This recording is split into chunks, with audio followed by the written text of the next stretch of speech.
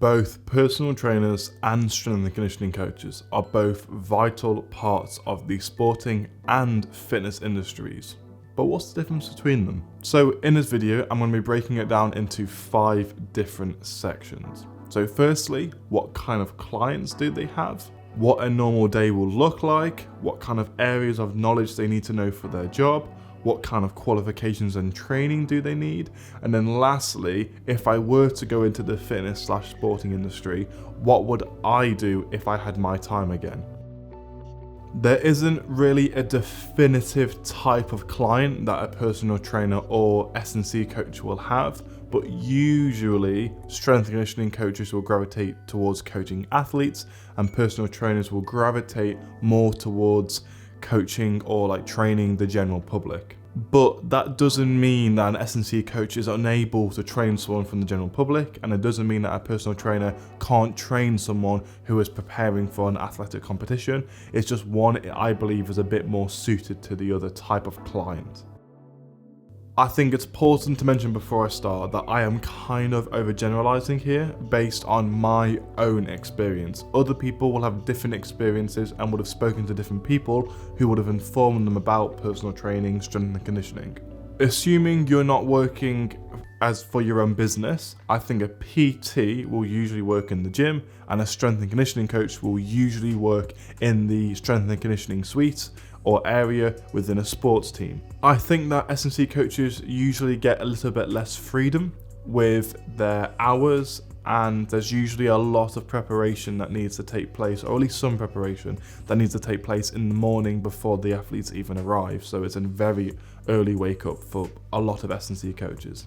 However, I think S&C coaches are in more of a controlled environment because they don't really have to worry about other people using the equipment that their clients need to use that a personal trainer will have to worry about and improvise from time to time.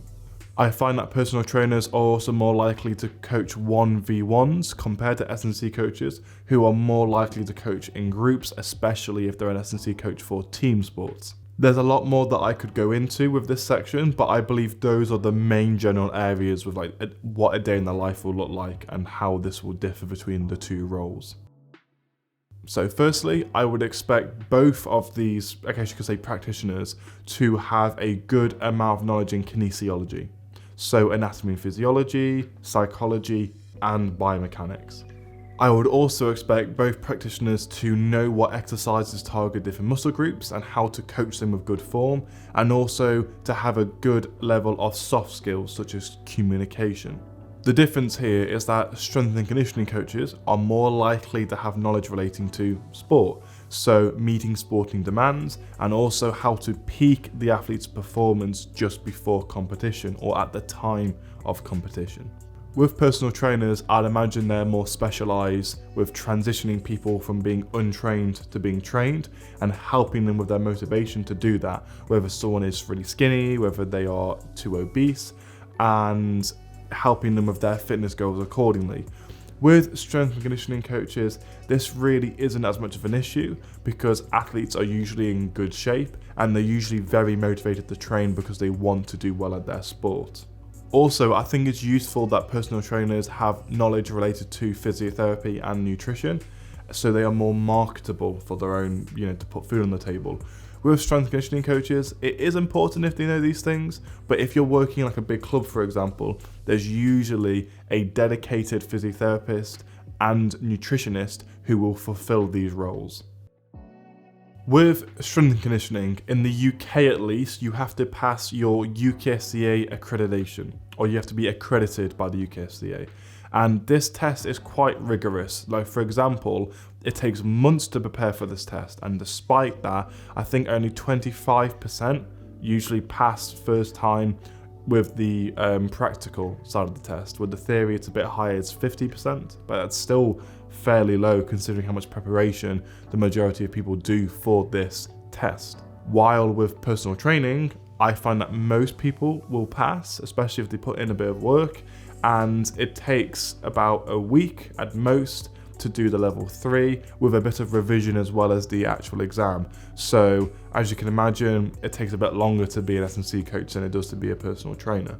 Furthermore, because strength and conditioning coaches usually have to have an undergraduate degree and sometimes a postgraduate degree because strength and conditioning is so competitive, hopefully you can appreciate why it takes a lot longer to be an S&C coach than a personal trainer. However, I think personal training puts a lot more of an emphasis on learning how to market yourself and sell yourself, which I think is a really important skill to have in life. And in regards to what I said before, I find that personal trainers are also a lot more likely to have qualifications related to nutrition as well. If I had to become a trainer and my goal was to be as successful as I could have in that area, then what would I do? I think I would find a way to kind of mix these jobs together. So at first, I would definitely get my level 2 and 3 PT qualifications, no buts about that. And then I'll try to build work experience within a gym as soon as possible. Some gyms along the way might even financially support you to do your level 2 and 3 qualifications. As well as this, at the same time, over time, I'd be building up these soft skills, building up, improving my communication, and also learning different areas that I've mentioned before, related to psychology, physiology, biomechanics, nutrition, stuff like that. And I would do this until I built up a concrete and decent client base, I built up a good reputation within that area, and then I would try and work for myself just so I could control my own hours and charge the amount that I wanted based on how good I was as a trainer. This might mean that I might rent or buy equipment, or I might work in a gym and pay the gym commission for using their equipment, but still be in control of my own hours and how much I charge. Throughout this time, I would try to focus on working mainly with athletes. So I would kind of be a strength and conditioning coach, but just not working explicitly in a club and not having the horrendous hours and pay that a lot of S&C coaches have when they are first starting out. Hopefully this video gives you more of an understanding into the difference between these two different types of trainers. If you enjoyed this video, then you might enjoy the video I did here, talking about the different areas of S&C that I think are really important to know. Thanks for watching, and I'll see you there. Adios amigos.